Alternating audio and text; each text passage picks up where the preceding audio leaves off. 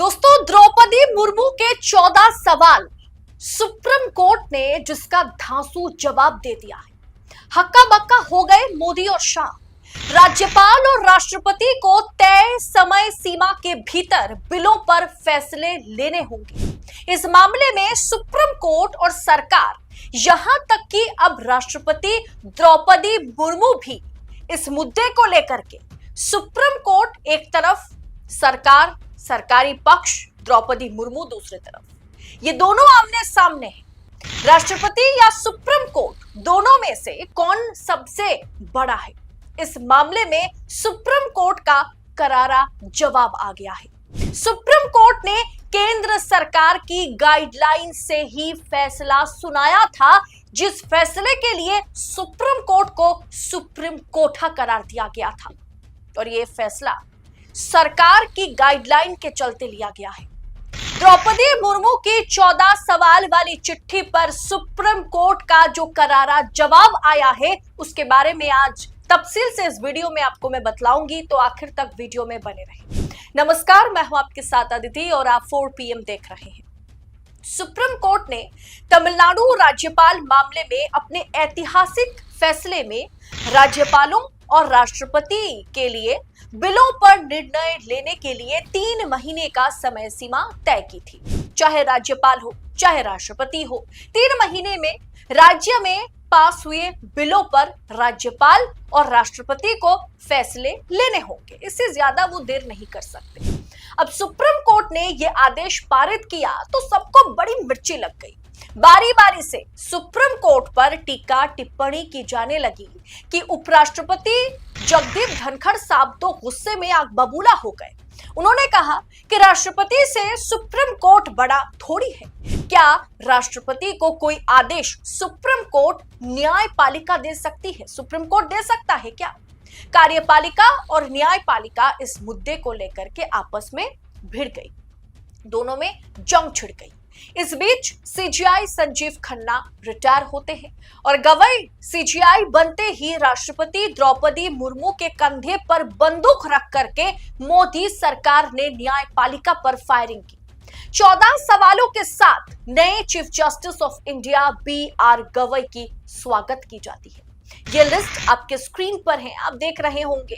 कुल मिलाकर के इतने सारे सवालों में से बस एक ही सवाल पूछा गया। कुल मिलाकर के एक ही सवाल BR गवई से, चीफ जस्टिस ऑफ इंडिया से पूछा गया है। सुप्रीम कोर्ट ये बताए कि संविधान या सुप्रीम कोर्ट बड़ा है या फिर राष्ट्रपति बड़े हैं? क्या न्यायपालिका राष्ट्रपति को कोई आदेश दे सकती है? क्या सुप्रीम कोर्ट राष्ट्रपति को हिदायत दे सकता है? कौन सबसे बड़ा है? लड़ाई इस बात पर आके अटक गई। मतलब सरकार की बात की जाए, इस पर अब सुप्रीम कोर्ट की ओर से वरिष्ठ जज, सुप्रीम कोर्ट के जस्टिस पारदीवाला ने स्पष्ट किया है कि 3 महीने की समय सीमा केंद्र सरकार के गृह मंत्रालय, होम मिनिस्ट्री ने, मिनिस्ट्री ऑफ होम अफेयर्स द्वारा 2016 में जारी 2 कार्यालय ज्ञापनों, ऑफिस मेमोरेंडा पर आधारित थी। इसमें कौन सही, कौन गलत, कौन छोटा, कौन बड़ा, इसका कोई मतलब ही नहीं है। हमने सरकारी गाइडलाइन का पालन किया। इन गाइडलाइन में राष्ट्रपति के लिए बिलों पर निर्णय लेने की 3 महीने की समय सीमा निर्धारित की गई थी, और ये हमने नहीं, होम अफेयर्स ने यानी गृह मंत्रालय ने यह तय किया था। सुप्रीम कोर्ट ने इन गाइडलाइन को अपनाते हुए कहा है कि समय सीमा राज्य बिलों पर देरी को रोकने के लिए आवश्यक है, चाहे वो राज्यपाल के लिए हो चाहे वो राष्ट्रपति के लिए हो।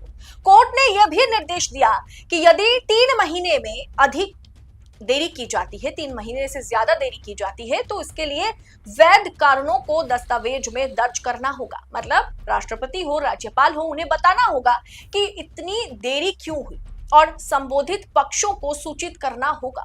इस फैसले ने यह सुनिश्चित किया कि राज्यपाल या राष्ट्रपति द्वारा बिलों को अनिश्चितकाल तक, मतलब अनिश्चित काल तक उस पर कुंडली मार के बैठ जाना, ऐसा नहीं चल सकता। और ये गाइडलाइन सुप्रीम कोर्ट ने नहीं बनाया है, ये गाइडलाइन खुद गृह मंत्रालय ने जारी किया है। किसी स्टेट असेंबली में पास किए गए बिलों पर ज्यादा समय के लिए उन तमाम बिलों को रोकना, उस पर फाइनल डिसीजन के तौर पर उसे रिजेक्ट करना या उस पर हस्ताक्षर करना, हामी भरना, इसमें देरी मंजूरी नहीं है। मतलब इसमें आप देरी नहीं कर सकते। जस्टिस पारदीवाला ने यह स्पष्ट किया है कि सुप्रीम कोर्ट सरकारी गाइडलाइन और संविधान के खिलाफ जाकर के मनमर्जियां नहीं चला रहा है। न्यायपालिका अपनी मनमर्जियां नहीं चला रही है। सरकार ने जो कुछ भी गाइडलाइन में लिखा था, हमने तो उसी को दोहराया। राज्यपाल और राष्ट्रपति के लिए समय सीमा तय करना, ये केंद्र सरकार की अपनी ही गाइडलाइन से हमने लिया है। ये सुप्रीम कोर्ट ने अपने मनमर्जी के मुताबिक नहीं लेकर के आया, ये सरकारी गाइडलाइन से हमने ली है। क्या आपको लगता है संवैधानिक पद पर बैठे कोई भी व्यक्ति संविधान से बड़ा, संविधान से ऊपर हो सकता है? यह विवाद संवैधानिक संस्थाओं के बीच टकराव को बढ़ावा देगा। दोस्तों, अब सोचिए, द्रौपदी मुर्मू ने 14 सवाल पूछे सीजेआई BR गवई से। अब आप खुद सोचिए, सुप्रीम कोर्ट के वरिष्ठ जज ने यह कहा कि ये तो 2016 में जो मेमोरेंडा, जो गाइडलाइन सरकार की ओर से होम अफेयर्स से जारी की गई थी, हमने तो बस उसी को दोहराया है 2025 के इस फैसले में।